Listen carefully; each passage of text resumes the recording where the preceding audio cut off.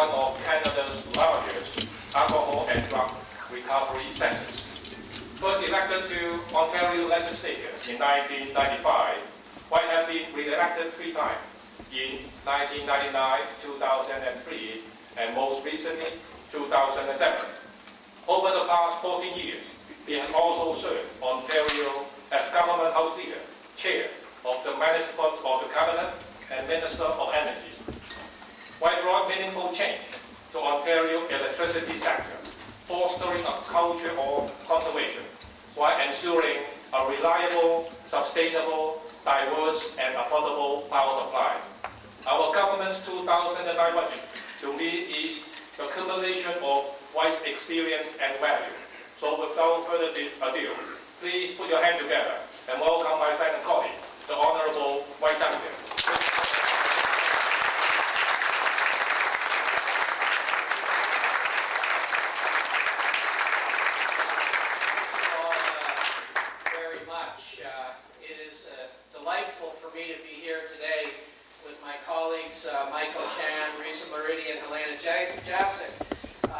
Helena, I don't know if you've ever told anybody this, but she actually lived down the street from me a number of years ago when she was assistant medical officer of health down in Windsor. And so, in spite of my warm friendship with these other 2 characters up here, Helena and I go back quite a long way. It's great to be up in Markham today I should say, and to be in York Region to meet with all of you, and to talk to you for a few moments about the budget and what was in the budget and why we did the things we've done. I'm not going to speak too long so that we can leave more time for questions and answers, but I do want to spend a few moments just trying to put into context for you why we made the choices we've made. And Michael referred to the crisis in the world economy. You know, it's interesting. Here in Ontario, when we see what's happening in the automotive sector, the financial services sector, it's affecting all of us. And we don't know where it's all going to land when we're through this. So we looked at the options that were available to us as a government. And I want to remind you that we have spent the last 5 years making enormous investments in public health care, improving our education system from the most junior grades right through postgraduate work, by making enormous investments in infrastructure, which are already in the ground and being built. And so, in order to continue to offer Ontarians the kinds of public services they've come to rely on and expect, we had to look at things very differently. We had to say to ourselves, how are we going to get through this? And when we get through this, and we will get through this, what is it going to look like? How are we going to keep up with the rate of growth in healthcare expenditures? How are we going to be able to make post-secondary education more accessible to all Ontarians? How are we going to make our economy greener? And those are very difficult challenges, but they are challenges that we have to meet. And we have to meet them head on. How do we deal with rising unemployment?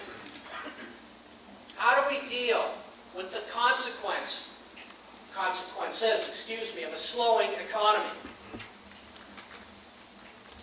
And so now is not the time for timidity. Now is not the time to sort of sit back and just let the status quo continue. It called for a very dramatic change. And then we looked at this in terms of what's happening today and tomorrow, the immediate term. And then we said, what about the longer term? In the next 4 weeks, we could see the bankruptcy of 2 of the 3 Detroit 3. They may get out of it, they may not.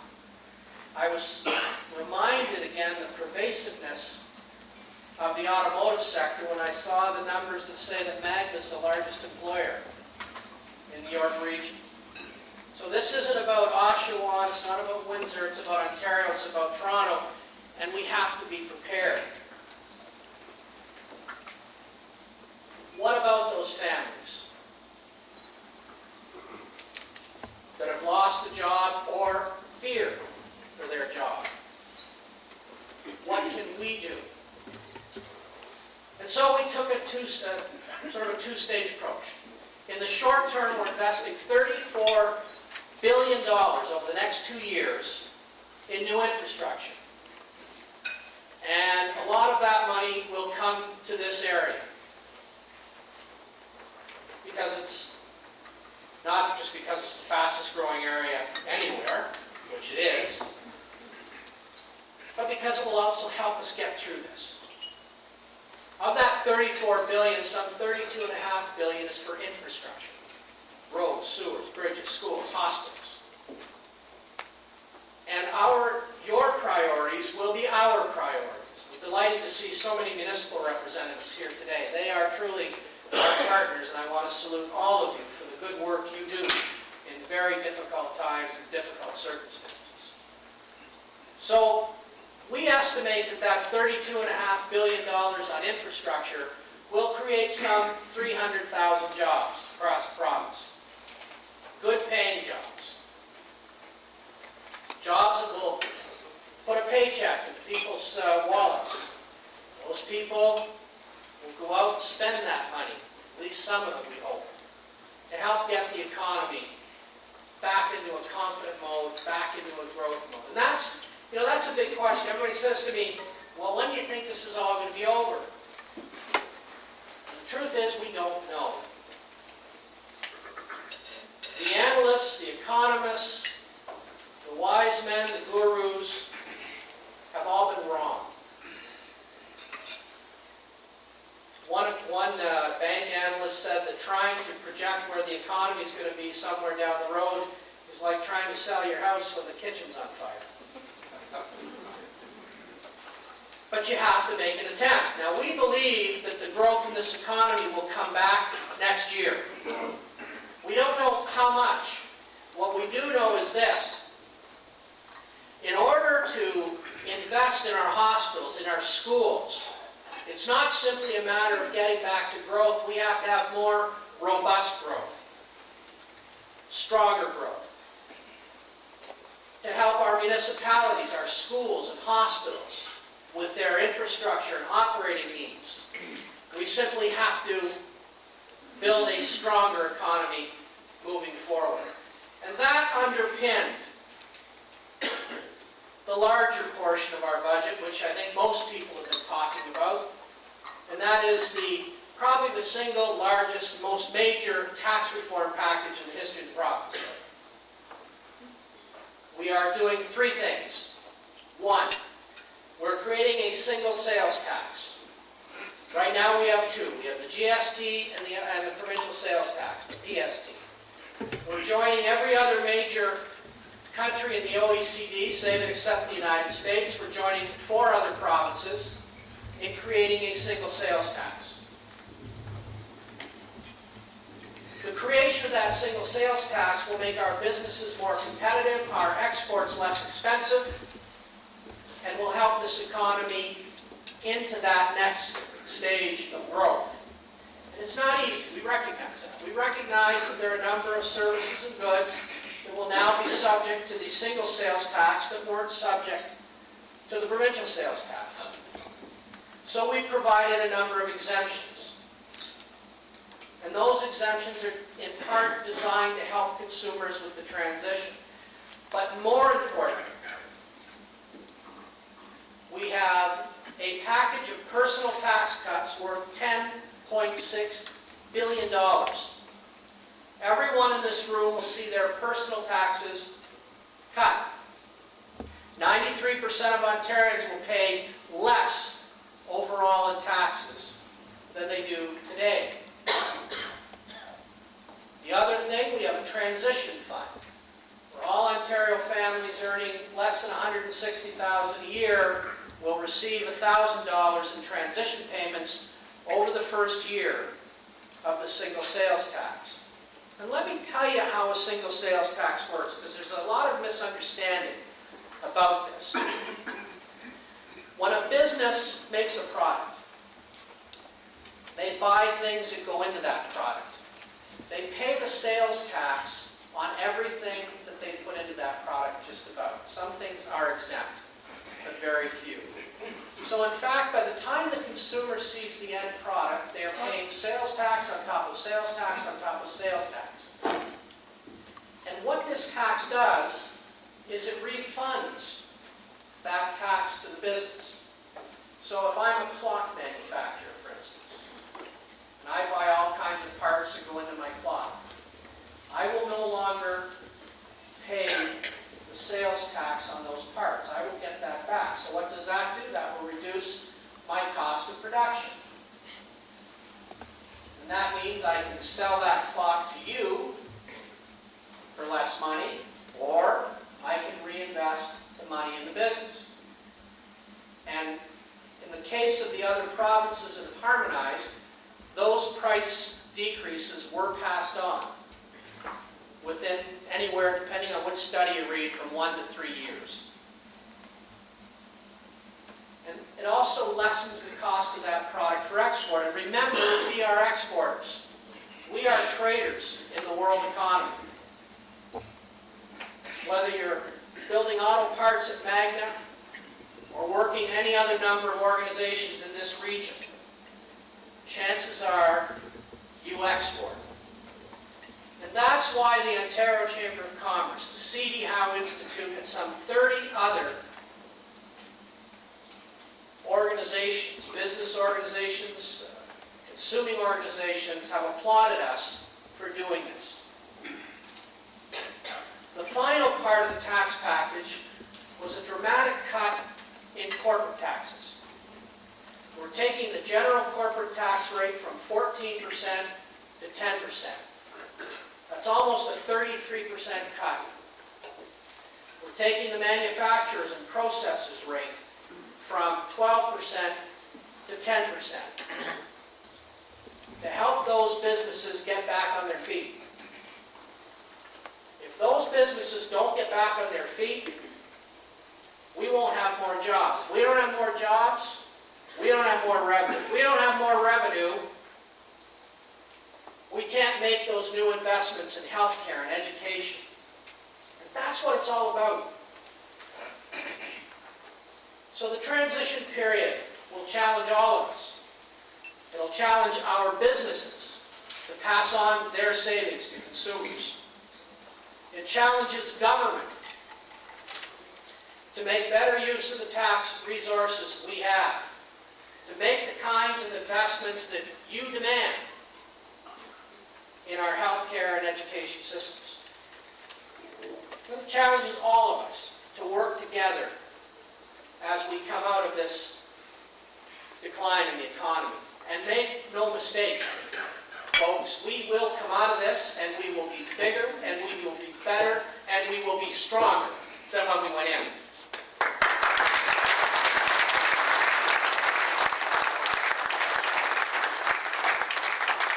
So this isn't about one interest group or one business lobby or one community. It's about us. It's about Ontario.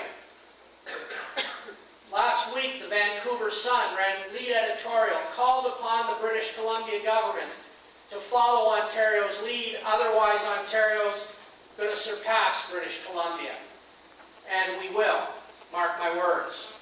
The Globe and Mail this weekend warned the government of Quebec that if they don't do the same sort of thing Ontario did, new jobs, new investments are going to migrate to Ontario. And they're right. That's why we did it.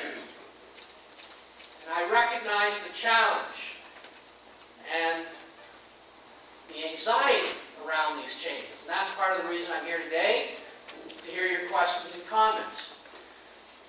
We've also, by the way, I see my friend Dennis Bailey in the back of the room from the York Region Community Legal Clinic, $5.2 billion investment in poverty reduction in this budget. The largest in our history. First government to set a target for poverty reduction, and now we're following up. And that's important because, as Premier McGuinty says, all of us have to share. All of us have to have the opportunity to grow in this economy. You know, we're raising the child benefit to $1,100 a month, 2 years ahead of schedule. We are raising welfare rates, ODSP rates, by 2%. We have the largest single sales tax credit now in Canada. And we're investing more than $1 billion in affordable housing. There's more to do, as there always will be, but we think that's a darn good first step. And so we've taken the steps we've taken, and we want to work with every community, every group, as we transition to this new system. When we're through, we'll be better positioned to get this economy back firing on all 8 fuel-efficient cylinders. No more 12 cylinders. And this region, which is a beacon of light to the entire province in terms of growth, in terms of quality of life, will see those benefits as well. So, ladies and gentlemen, thank you for joining us today. I want to thank my colleagues for helping to organize this. We'd be delighted to answer whatever questions you have. Thank you so much.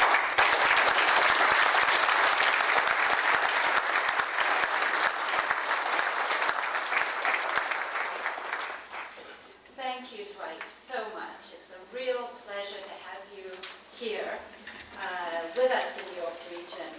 As Dwight's alluded to the fact that we've known each other for quite a long time, I do every now and again get in touch with old friends in Windsor because I worry about Dwight. I worry about Sandra. Windsor, as we all know, has suffered some of the most crushing manufacturing job losses. And you know what my friends tell me? They tell me, don't worry about Dwight, don't worry about Sandra. These guys really care about their community. They listen, they do the very best they can. And so for us, my colleagues, Reza and Michael, we of course have the privilege to be with Dwight, pre-budget consultations where he always takes copious notes, in caucus, which can get lively. He listens, he is unflappable, he brings logic and reason to the discussion, and of course in the House, where again, I would say imperturbable, his vision is clear, and he knows how to get us to that recovery economy. So it's a huge pleasure to say thank you to you, Dwight.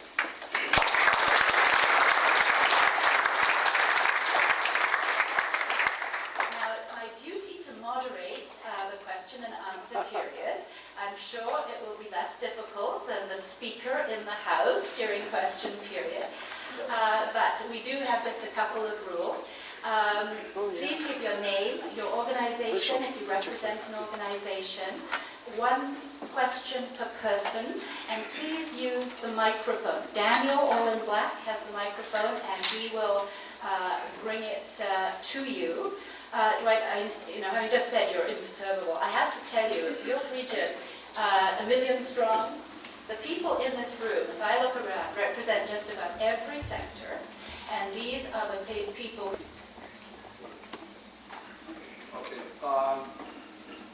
Thank you for taking my question. My name is Patrick O'Hanlon. I'm president of Angus Glen Developments and Kyle Moore Homes. I'm also here with a couple of my colleagues, the president of Bill, Leith Moore, and the president of OHBA, Frank Giannone. Overall, our industry, I've never seen any backlash on anything. The size and scope of harmonization. We represent 75,000 homes in Ontario and 40,000 of them a year in the GTA. We represent 360,000 jobs. How could you mess with our industry at this time? In your speech, Mr. Minister, now is not the time. $400,000 does nothing for us in the GTA. Our average price is $468,000 for a low-rise home. In Markham, I did a chart, and Helena asked me to do this in percentages, which I did. In Markham, 78.75% of our product will be hit by the harmonization tax. In Aurora, 87.5%. In Newmarket, 60%, and in Richmond Hill, 87% of new homes. In Ajax, that goes down to 23.6%. York Region cannot afford this tax. Our profits are negligible right now, and we have to add anywhere from $30,000 to $70,000 onto a new home under $1 million. How can we compete with resales who do not have this tax? How many jobs do resales create versus new homes? The new home average is anywhere from 3.8 to 6 jobs per home. How do we save 360,000 jobs versus the 4,000 jobs in GM and Oshawa? How do we feed the rental market when a landlord has the full 8% hit? 80% of all our condo sales go towards the rental pool. This again will stop growth. Oh yeah, growth. Forget intensification of brownfields. If we have to pay the land prices in the GTA, our product on a 1,000 square foot apartment will be roughly $500,000 and taxed at $30,000 alone on harmonization. On top of the already $75,000 of taxes on GST, Patrick, could you come to your question, please? I'm on my last page. Housing is a manufacturing industry. Why under HST is it the only employment industry that sees its costs go up, while all other manufacturers see their costs go down? Mr. Minister, we're facing enough challenges, as you say. We in York Region cannot afford this tax. I urge you to work together with our industry. You cannot be stronger without us.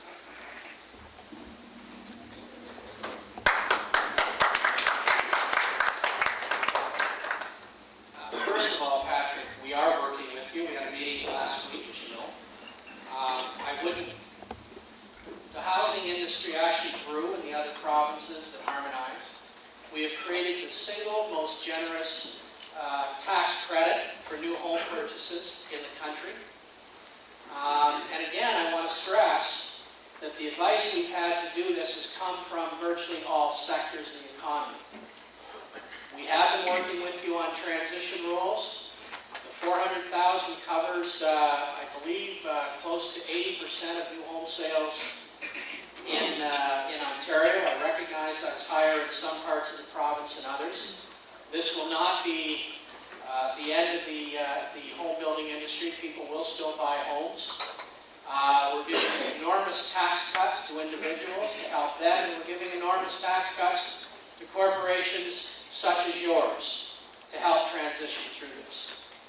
If we are going to build a bigger and stronger economy, we have to have the kind of tax reform that we have put forward in this package. We've had a number of meetings with the home builders.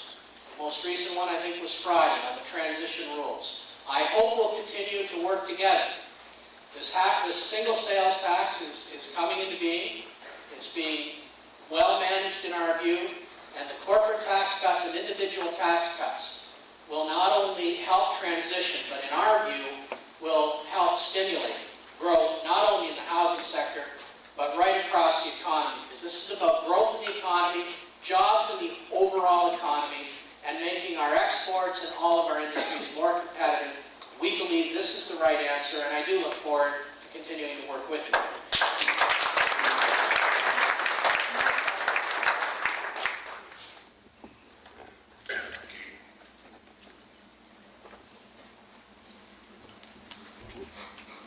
Good afternoon, Mr. Minister. My name is Michael Good. I'm from Richmond Hill Center for Performing Arts. Excuse me. Just could you comment on how the HST will impact ticket pricing for performing arts events and sporting events? It will apply to those areas that the RST already applies to. And so, like the Place des Arts, Montreal, and a variety of other facilities across the country, you will see that. What we're hoping is that more people will take advantage of the savings they'll see in their personal taxes to avail themselves of facilities such as yours. And in terms of the specifics, as you know, we have a number of rules on the RST that affect different size venues and different types of venues. We're working through those transitional issues with the Canada Revenue Agency. And so the final clarity of that will be probably another 2 to 3 months off. But overall, we think this will give us the kind of growth in the economy that we need to be able to support the arts in a better way than we've been able to up until now. Noor.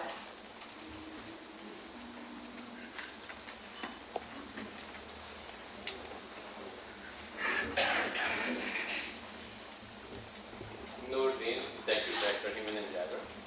My question is more, sort of it's related to budget as well, but in terms of, do we really understand the flaws in our economic system that has caused our meltdown? Because if we are putting all these measures in place, and as you said, we don't know where the economy will land in a year or 6 months from now, then sort of we are guessing one solution, not really knowing how much and what kind of impact it will have. But if we understand the flaws or the root causes of the problem, then certainly we have a better understanding, and I think we can put the things in place. So what government is doing in terms of making sure that those flaws that have caused this meltdown doesn't really happen again in the coming years. Well, you can talk to, Noor, you can talk to 12 economists and they'll tell you 12 reasons, different reasons why things are the way they are. I mean, a lot of this has to do with the United States. I mean, our economy, the Ontario economy, is very closely linked to the American economy, and that's why, you know, we're seeing such a difficult downturn here in Ontario compared to some other provinces. And, you know, you look at all the reasons, you know, the subprime lending market in the United States, the deregulation of the banking industry, and a number of other factors. We have more robust regulation in our financial services sector. But our immediate goal is to get people back to work. And that's why we have this $32.5 billion in infrastructure. And frankly, that's a relatively small amount. I mean, I forget the figure, but households in the U.S., if their consumption declined by, I think it's 0.5%, it would more than double Obama's entire stimulus package. So you see the order of magnitude we're on. So it's about building confidence in the future. And in the future, we are creating a much more competitive tax structure. We'll have among the lowest corporate taxes in the country, indeed certainly in North America. For instance, in the United States, the corporate tax rate, combined corporate tax rate in most states is 38%. When we're fully implemented, it'll be 25%. We're already below the Americans, but this will put us that much below. So there's a variety of these things, and we believe that a competitive tax structure is absolutely essential, not just for our businesses, but more importantly for our government's ability to be able to continue to provide quality education and quality health care. There was a hand in Larry.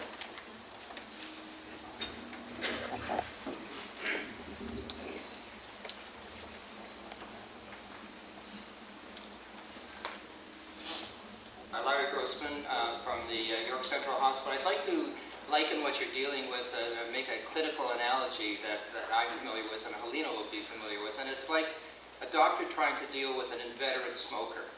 I can invest all sorts of money in trying to get this individual better, antibiotics, putting him in intensive care unit, putting him on a ventilator, etc. But ultimately, if the patient doesn't change his or her lifestyle, my efforts are not going to succeed. And I think this is a little bit related to the previous question. How much of what you do by stimulating the economy, the tax reforms, etc., is really going to have an impact if our cultures doesn't change, if our values don't change, if our sense of accountability doesn't change, if our productivity doesn't change, etc., etc.?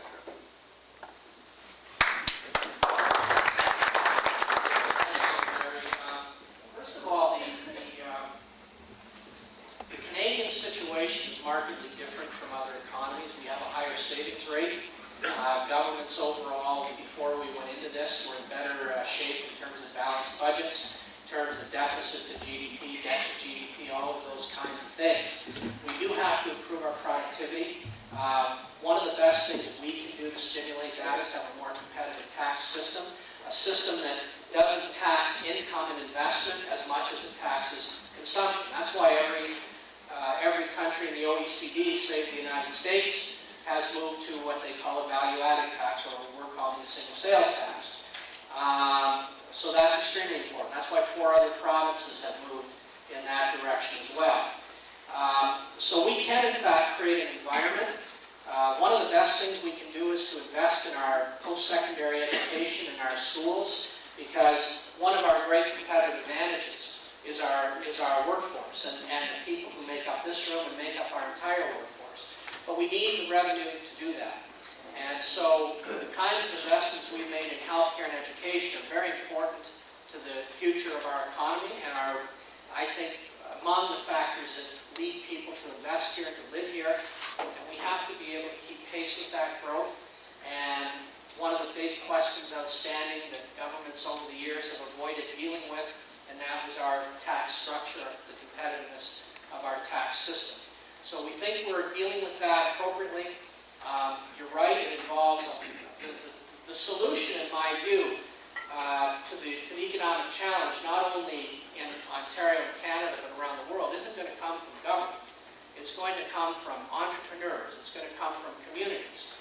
It's going to come from people with ideas and the courage to move those ideas forward. I was listening this morning to the co-founder of Home Depot on a television program. He said, you know, they opened their first big stores just before interest rates went up to 22%.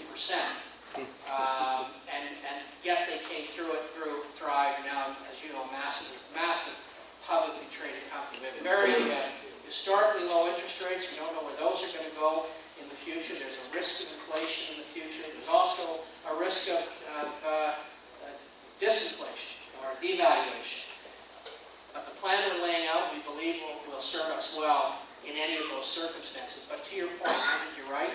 The real solution, the real answer to these challenges, we can create an environment, but the real answer is going to come from companies like BlackBerry and people who take risks and make investments. And there are a lot of them here. That's why, you know, as I look at this room and I see the diversity in this community, that's one of our great strengths. We have open doors, new people, bringing them here, bringing their desire to succeed, their desire to invest. That's where the answer is going to come from at the end of the day. It's those kinds of cultural issues that are truly important. But I do think we have a good foundation to build on. I think we just have time for a couple more. Mario Rocco. Minister, thank you for giving us $670 million on March 24th, 2006. That's over 3 years ago. Yet the subway minor contract have been even out after 3 years. So my question to you is this. Can your office or the Ministry of Infrastructure or Municipal Affairs get involved a little more with the region of York and the city of Toronto to make sure that the subway can start sooner? Again, contracts have been given, but the big work has not started. The $32.5 million you have approved in the latest budget, unless the province move the files, those dollars are not going to be invested soon. Please do something about it. Thank you. Mario, you're absolutely right. And Mario's pointing out that in my 2006 budget, we provided the funding for the extension of the York subway up to Vaughan. And I, for the life of me, can't understand why we haven't started that project. And there are all kinds of impediments. I don't want to get into, you know, why it hasn't started, go through all that. But the short answer to your question is yes. We've already become involved, my office directly, and we want to work with the region and with the community to get this thing going. And that's a real challenge. You're right, Mario, on all of this infrastructure money. It doesn't do us any good if we announce the money and then it doesn't get out and go into construction. In fact, we were having this discussion in the lead-up to the budget. That was one of my big concerns. George Smitherman, our Minister of Infrastructure Renewal, is working with the federal government along with our municipal partners. I expect by the end of this month we'll have clarity from the feds on the kinds of projects they're going to invest in. And we've already, by the way, got a lot of projects ready to go that are a much smaller scale than that. But we're looking at every aspect of how we how we get money out the door, the processes, the permitting, all of those sorts of things to make sure that we can get this going sooner rather than later. Because like you, I'm very frustrated by that delay. I mean, that was the signature piece of my 06 budget. And it's not much of a signature if it doesn't get done soon. Time for one last question. Front and center here.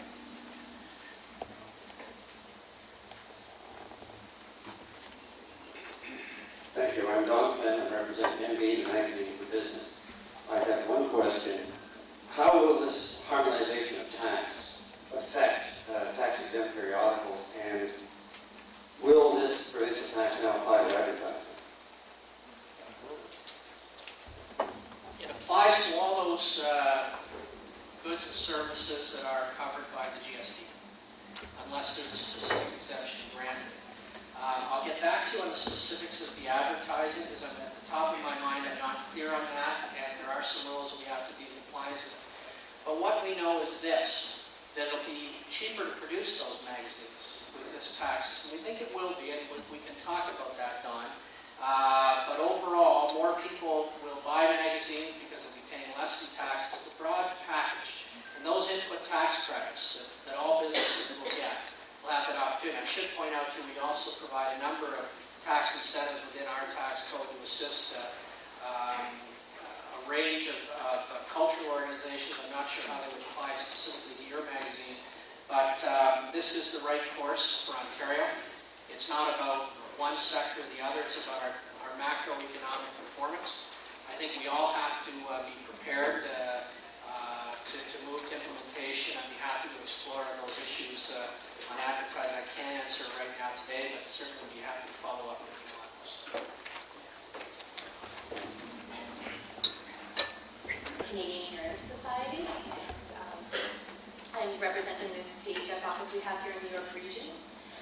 We represent areas from Newmarket to Richmond Hill to the Markham area.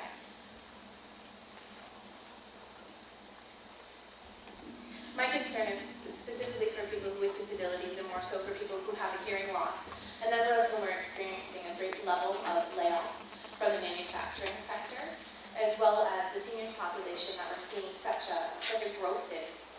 And my concern is, well, if you could share with us what it is that you plan on doing for social services and ensuring that the services are available to these people who are having even more of an effect because of job losses to them. And we're going to see more of a demand for social services. So what are you going to do for the social services to support them with greater demand? Well, we've raised OW benefits by 9% since we took office, sorry, 11% now since we took office. There was an increase there. The first thing we do have to do is we have to get fairness for Ontario on employment insurance benefits. On average, Ontarians get $4,000 per year less in employment insurance benefits than Canadians in other parts of the country, and far fewer of us qualify for employment insurance benefits. I think the number of those who become unemployed, only about a third of them even qualify for employment insurance here in Ontario, which is far lower than other provinces. So we're going to continue to work with the federal government to try to get fairness in employment insurance benefits. We have taken a number of steps through this budget that are designed specifically to assist people on, we're the first government to set a poverty reduction target, and we're moving towards it. As indicated, we've provided $5.2 billion in total for that. We have the most generous sales tax credit now in the country. Any Ontarian earning less than $80,000 a year, and that obviously includes those on social services, will actually be paying a lot less in taxes as a result of this package of tax changes that we're bringing about. We now have the lowest tax rate on the first bracket in the country. We reduced that by some 17%. That in turn will assist those people, not necessarily on OW or ODSP, but it will certainly help those people who are making very modest incomes. But as you know, welfare was cut some 21% under the previous regime. We have raised rates overall by more than 11% since coming to office, and we've set out a very aggressive poverty strategy. By the way, there's another this year's budget another $1.2 billion for affordable housing initiatives, which are going to be targeted, some of which are being targeted specifically at seniors and those with disabilities, Gary. So there's always more to do, but I think in the context of the time and circumstances, we have taken some fairly dramatic steps to move forward. Well, ladies and gentlemen, I just want to echo on what my colleagues and good friends, Minister Chan and MPP Halina Jasic mentioned, and thank Mr. Duncan for taking the time out of his very busy schedule and attending this Your Vision Forum on Economy. I especially thank the Minister for making the initiative and designing, preparing and presenting this very budget which addresses the challenging time which our economy is facing with and the international economy actually is facing with. We know that the world economy is in recession. This is no secret. And the root of this, as we all know, is out of the boundary of our country, Canada. And this budget was especially designed to address those needs of this specific challenge which our economy and other world's economy is facing with. As we all know, the world is now is global, it's a very, very small village. Whatever happens in one part of the world in terms of economy affects the other parts immediately, and no country is immune of any ups and downs in the economy, and we in Canada and Ontario is not an exception for this. And finally, I thank you so much for taking the time and attending this forum, and I wish you all the best. And I thank the Minister and also my colleagues who are here, and also our staff who helped organize this event. There will be a media scrum in the hallway. If people from media they would like to talk to the Minister, I'm sure he will be available for a few minutes to answer a question from the media. Thank you again, and enjoy the rest of the day.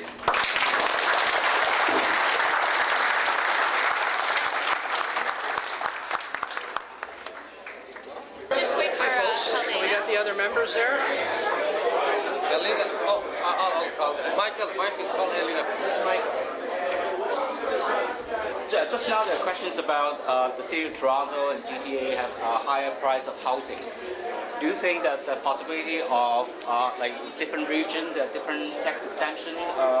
We're going to continue to work on the transition rules, but the figure that's been the 500,000 figure, we believe will capture most homes, and we have the most generous new home tax credit. Anybody buying a home under 400,000 or less is not going to pay any additional tax, and the builders themselves have indicated there's about a 2% hidden tax built into their product, so they'll be able to have those savings as well. So we think the combination of the credit, the fact that people have more money in their pocket will in fact stimulate new home sales. Do you think it creates an unfair situation for the GTA? No, it's been designed to be very fair.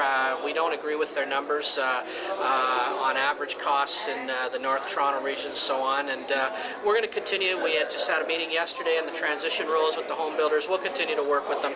But listen, we are moving forward with this. This is in the best interest of the Ontario economy. It'll create a more efficient, productive economy, and it will in fact, the experience in every other jurisdiction that's harmonized, New Brunswick and other places, have new home sales have actually gone up, even in the face of economic challenge. So we'll continue to work with them, but this is going to happen, and and we've got a whole package of tax cuts to assist consumers and businesses to transition through this. I know that the government doing a lot to stimulate the economy, and so you have just mentioned that you have putting a lot of money in the infrastructure in the future to create the jobs. But I think many of the workers, they wanted to maintain the job, what they are working right now. So how is the government to maintain the job? We won't be able to maintain all existing jobs. The reality is the economy is changing. One of the reasons we're investing in infrastructure is to help transition over the next 2 years.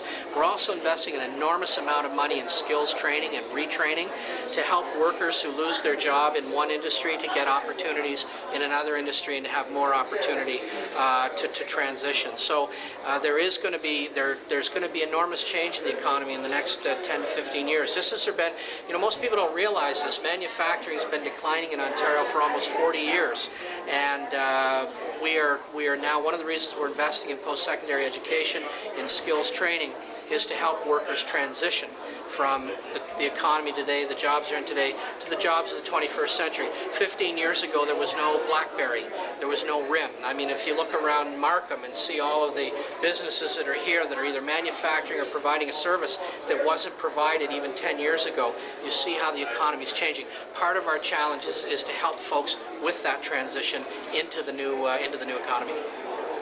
Most workers are wanted to retraining, that they wanted to change their job. Yep.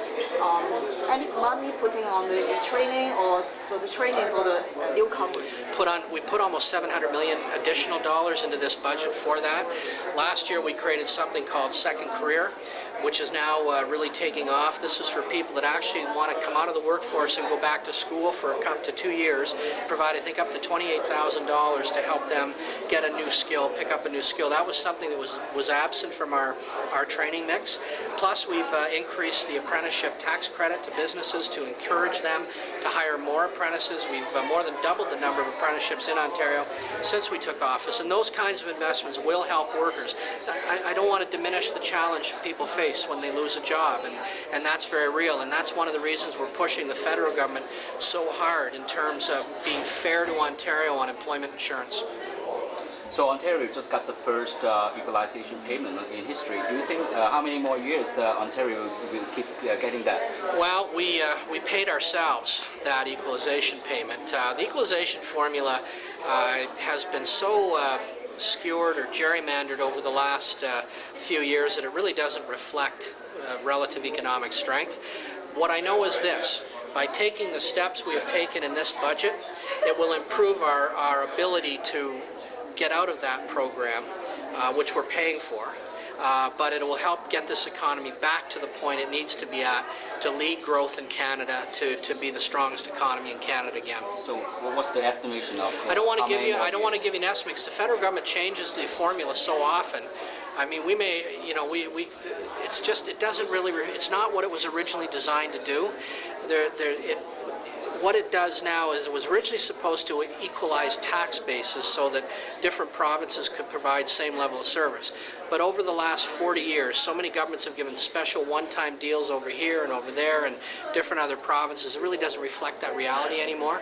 And we likely, like I say, we're paying ourselves, so it's kind of an awkward situation that way. So we'll be seeing more layoffs like job freeze in the future. If more opposition against the HST voice from the community, will the government consider delaying the implementing of the tax? No, we think the implementation of the tax will help us get back to a growing economy. And I remind you, it's a tax reform package. Enormous corporate tax cuts, personal tax cuts. 93% of Ontarians will be paying less taxes when this tax is fully implemented. And I should also point out that the biggest beneficiaries of some of those tax cuts will be companies here in this region that will, and that's why the Ontario Chamber of Commerce, a whole variety of business organizations have spoken very strongly in favor of Ontario taking this step. Thanks very much, everybody. Okay, thanks. Thank you.